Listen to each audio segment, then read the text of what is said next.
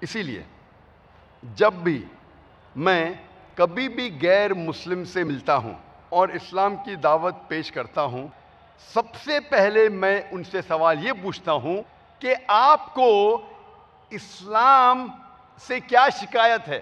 آپ کا جو بھی علم ہے اسلام کے بارے میں، صحیح یا غلط، جو کچھ علم آپ کو اسلام کے بارے میں ہے، میں جاننا چاہتا ہوں کہ آپ کو اسلام کے بارے میں کیا غلط لگتا ہے۔ اچھی باتوں کو دور رکھو، آپ کو اسلام سے کیا شکایت ہے؟ اور جب میں اسے مطمئن کرتا ہوں، میں کہتا ہوں کہ آپ اسلام کے خلاف جو کہنا چاہتے کہہ سکتے، چاہے اسلام کے خلاف، قرآن کے خلاف، آپ مجھے یہ کہیے آپ کو اسلام سے کیا شکایت ہے۔